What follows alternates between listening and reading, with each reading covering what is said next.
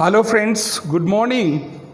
And today we are going to be continue our earlier topic of the electricity, and this is the last topic of our lesson, electromagnetic induction.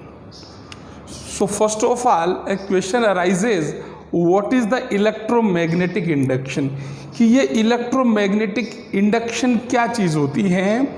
So it is this theory was given by Michael Faraday. Faraday साहब ने ये हमारे पास में एक theory दिया, electromagnetic induction. Electromagnetic induction ये एक इस तरीके का प्रोसेस है फ्रेंड्स, जिसमें बिना किसी बैटरी के हम लोग यहाँ एक इलेक्ट्रिक करंट जनरेट करने वाले हैं। ठीक है, तो कैसे होता है? So first of all we have need two things. First one is magnet, ये अपने पास में एक मैग्नेट है friends, and second one we have need है कॉइल, ये अपने पास में एक कॉइल है। It's a clear? So I have mentioned 3 diagrams, first one, second one and third one. So this is the condition number 1, this is condition number 2 and third one the condition number 3। It's a clear? Okay friends, so in first condition both are in still form, the magnet as well as coil, दोनों के दोनों still forms में है, कोई movement नहीं हो रहा है। लेकिन मैग्नेट एक ऐसा सब्सटेंस है कि जिसमें से हमेशा मैग्नेटिक फील्ड लाइंस जनरेट होती रहती है friends. So these are the magnetic field lines. If you want to express them then you can make them this way. ठीक है फ्रेंड्स, बट ये मैग्नेटिक फील्ड लाइंस तो जा रही हैं, लेकिन यहाँ आप ये देखिए कि जो गैल्वेनोमीटर, इसमें कोई डिफ्लेक्शन जनरेट नहीं हो रहा है। डिफ्लेक्शन मीन्स कोई मूवमेंट जनरेट नहीं हो रहा है।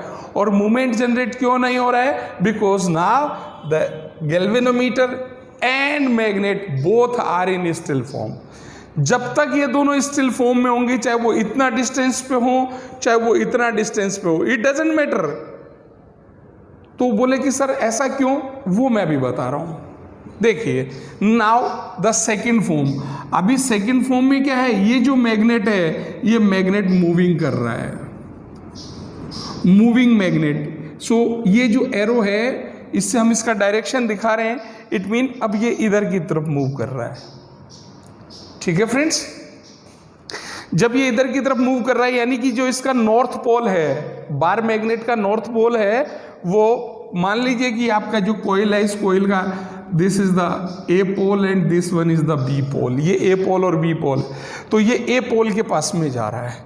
और जब ये इसके पास में जा रहा है, तो वही मैंने भी आपसे बताया कि मैग्नेटिक फील्ड लाइंस इस तरीके से निकल करके जा रही हैं। ठीक है, और हम लोग क्या देखते हैं? What we observe, there is a deflection in the galvanometer. Galvanometer में ये डिफ्लेक्शन जनरेट हो रहा है फ्रेंड्स। अब ये डिफ्लेक्शन जनरेट क्यों हुआ? Due to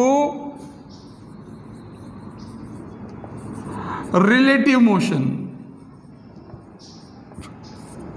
relative motion between what? Yes, absolutely right. ये क्या है हमारे पास में? मैग्नेट, और ये क्या है? कॉइल। मैग्नेट और कॉइल के बीच में जब रिलेटिव मोशन होता है, due to the relative motion between the magnet and the coil, a induced EMF is generated. बोले induced EMF, EMF means electromotive force. इसमें फ्रेंड्स इस कोयल में एक इलेक्ट्रोमोटिव फोर्स जनरेट होता है। क्यों जनरेट होता है? Due to the relative motion, इन दोनों का रिलेटिव मोशन की वजह से। बोले सर मोशन कहां हुआ? मैग्नेट इज मूविंग, अभी मैग्नेट मूव कर रहा है, जिसकी वजह से यहां रिलेटिव मोशन हो रहा है। रिलेटिव मोशन की वजह से यहां डिफ्लेक्शन जनरेट हो रहा है। और ये डिफ्लेक्शन जनरेट क्यों हो रहा है? क्योंकि यहां पर EMF, induced EMF, electromotive force generate हो रहा है। और साथ ही साथ क्या हो रहा है? इंड्यूस करंट, इंड्यूस करंट इसमें फ्लो हो रही है।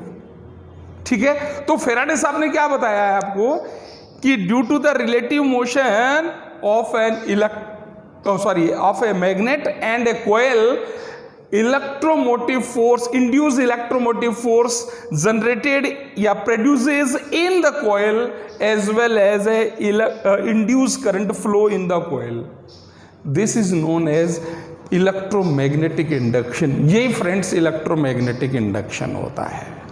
समझ रहे बात को? यानी अभी हमने इसमें कोई बैटरी नहीं लगाया है। क्यों? क्योंकि बैटरी से तो हम लोगों को करंट मिलने वाला है। बोले सर फिर ये करंट जनरेट क्यों हो रहा है? अभी आपने देखा क्या, ये यहां से यहां गया, पहले यहां था तो इसमें किसी तरीके कोई डिफ्लेक्शन जनरेट नहीं हो रहा था, but whenever the north pole is just going nearer to the A pole of the coil, there is a deflection in the galvanometer. Sir ये डिफ्लेक्शन क्यों आया? आपके दिमाग में बात आई? नहीं आई। चलो मैं इसको थोड़ी देर बाद क्लियर करता हूं, थोड़ा सा इसको और आगे देखते हैं। अब मैं क्या करता फ्रेंड, इसको मैग्नेट को यहां ला करके इसको वापस रोक देते हैं 1 मिनट के लिए। जैसे ही अगर इसका मोशन को रोक दिया तो मालूम क्या होगा, ये आपका जो गैल्वेनोमीटर का नीडल है ये वापस से स्ट्रेट हो जाएगा, चाहे वो इसके बिल्कुल पास में ही क्यों नहीं आ गया हो। बोले ऐसा क्यों? अब इसका थर्ड एक्टिविटी करते हैं। थर्ड एक्टिविटी क्या कर रहे हैं, अब हम इसको वापस से दूर ले जा रहे हैं। जैसे दूर ले जा रहे हैं फ्रेंड्स, वापस से गैल्वेनोमीटर में डिफ्लेक्शन जनरेट हो रहा है। अब गैल्वेनोमीटर में डिफ्लेक्शन इस बार क्या हो रहा है, अपोजिट डायरेक्शन में हो रहा है। अपोजिट डायरेक्शन में क्यों हो रहा है? क्योंकि इस बार इसका जो मोशन हो रहा है वो भी अपोजिट डायरेक्शन में हो रहा है। पहले नॉर्थ पोल उसके नजदीक जा रहा था, अब नॉर्थ पोल उससे अवे जा रहा, दूर चला जा रहा है। तो यहां पर एक चीज आपने वॉच की कि ऐसा क्या हो रहा है कि जिसकी वजह से हमारे पास में इसमें ये बार बार डिफ्लेक्शन जनरेट होता चला जा रहा है। Have you seen, have you noticed? कोई चीज नोटिस किया आपने? नहीं किया है, तो वो मैं बता देना चाहता हूं फ्रेंड्स, वो है अपने पास में मैग्नेटिक फील्ड लाइंस। जो इस मैग्नेट से निकलने वाली मैग्नेटिक फील्ड लाइंस होती है, उनका नंबर क्या हो रहा है, कभी इंक्रीज हो रहा है, कभी डिक्रीज हो रहा है। Due to the change in the number of the magnetic field lines, a deflection is generated in the galvanometer.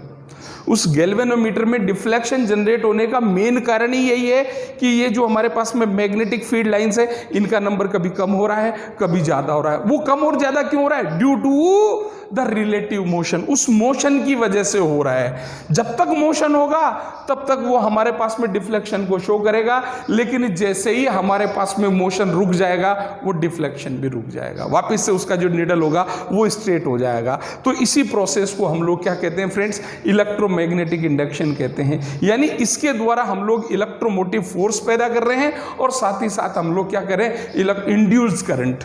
तो ये इंड्यूस ईएमएफ और इंड्यूस करंट, ये दोनों किसके द्वारा जनरेट हो रहा है? Due to the relative motion of a coil and magnet. अब ये नहीं है कि हम लोग जैसे अभी हमारा ये एक्टिविटी हुआ, इसमें हम लोगों ने क्या किया, मैग्नेट को मूव किया। तीनों कंडीशंस में क्या रहा, कोयल स्टिल रहा, वो अपना रेस्टिंग फॉर्म में रहा, उसमें कोई मूवमेंट नहीं किया। आप चाहें तो इसका अपोजिट भी कर सकते, इन्वर्स कर सकते। मैग्नेट को आप क्या करें, रेस्टिंग फॉर्म में रखें और कोयल में मूवमेंट करें, तो भी यही रिजल्ट्स जनरेट होंगे। ठीक है फ्रेंड्स।